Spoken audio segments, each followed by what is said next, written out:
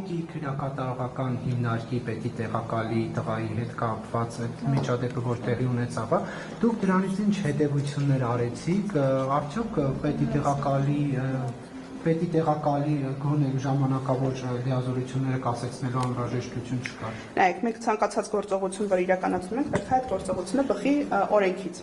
Օրենքում համապատասխան օրենքներում մենք չունենք այդպիսի հիմք, որպեսզի անձին աշխատանքից ազատենք կամ լիազորությունները կասեցնենք իր տղայի կատարած կամ իր ազգականի կատարած այս կամ այն հանցանքով պայմանավորված։ Սրա հետ կապված ես ունեմ իմ դիրքորոշումը, որը որ ցանկանում եմ հնչեցնել միանշանակ, մենք ինչ-որ սարքել նշեցինք քրեակատարողական հիմնարկներում ունենք 2845 ազատությունից զրկված անձ։ Եթե մենք այս տեսանկյունից ենք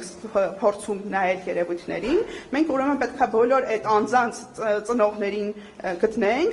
դարձնենք թիրախ եւ պահանջ ներկայացնենք մի րոպե, եւ պահանջ ներկայացնենք այդ անձանց այս կամ այն աշխատանքից ազատելու, որը կարծում եմ, որ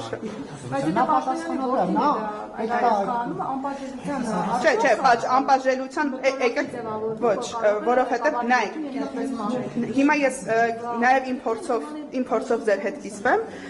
քրեակատարողական հիմնարկում անչափահասները վերջի տարիներին, լսում եք,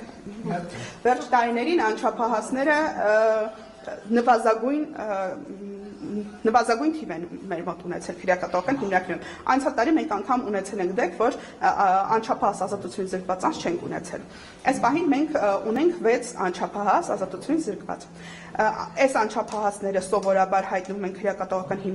հիմնարկներում ամենածանր հանցանքների դեպքում։ Այսինքն մնացած դեպքերում պետությունը որդեգրել է այնպիսի քաղաքականություն, որ այս անձին չհայտնվեն քրեակատարողական հիմնարկներում եւ այսպես ասած կրկնակի հանցածին, այսպես ասած, իրավիճակում չհայտնվեն, որը որ շատ լավ է եւ որը որ տվել է իր արդյունքները։ Նայեք, չէ, թողեք վերջացնեմ։ Եվ մենք ունենք 4 անչափահաս, կասեմ 5, չէ, 5 անչափահաս, ովքեր որ իրականացրել էին այդ ծեծը եւ իրենք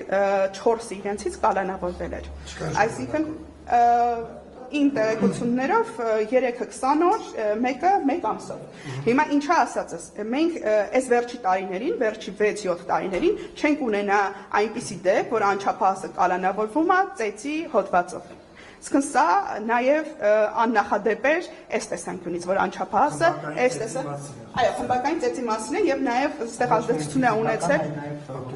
Ես չեմ արդարացնում, ընդհակառակը դա իմ համար շատ մտահոգիչ է ընդհանուր հասարակական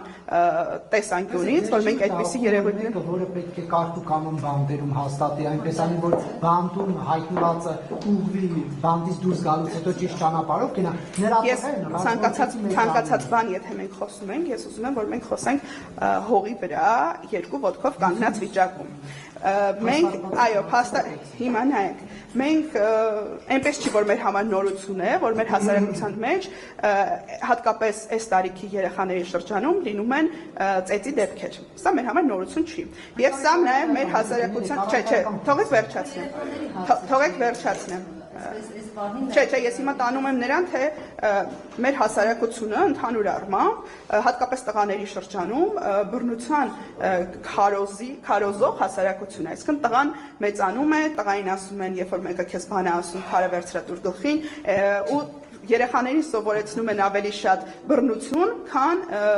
առողջ հարաբերություններ եւ առողջ կոմունիկացիա։ Եվ մենք ունենք այս մասով շատ դեպքեր հաստատ կունենանք, երբ որ այդ չի տեսանկարահանվել, համապատասխան համացանց չի գծվել եւ այդ դեպքերը անհետ, այսպես ասած, այստեղ հայրիկը քրեակատարողական ծառայության հիմա իմ ասածը այն է, որ պետք չի թիրախավ, ես ընդհանրացնում եմ, որովհետեւ նախ ես նշեցի, որ մենք ցանկացած մեր գործողություն պետք է անենք օրենքից ելնելով եւ մեր օրենքը չի նախատեսում անձին աշխատանքից ազատում իր ազգականի կողմից կատարված հանցանքի ոչ էլ լիազորությունների սահմանափակում է ենթադրում օրենքը նախ այս դրամասի խոսենք եւ նաեւ ուզում եմ որ երեխաներին էլ չթիրախավորենք քրեական ենթամշակույթ տերմինը իրենց վրա կպցնելով որովհետեւ այս երևույթը որը մենք ունենք մեր հասարակության մեջ ծեծով հարցերը լուծելու երևույթը մենք մեր հասարակության մեջ ունենք եւ եթե դրա անունը անունը դնենք քրեական ենթամշակույթ, մենք կստացվի մեր հասարակության մեծ մասը կրում է քրեական ենթամշակույթ։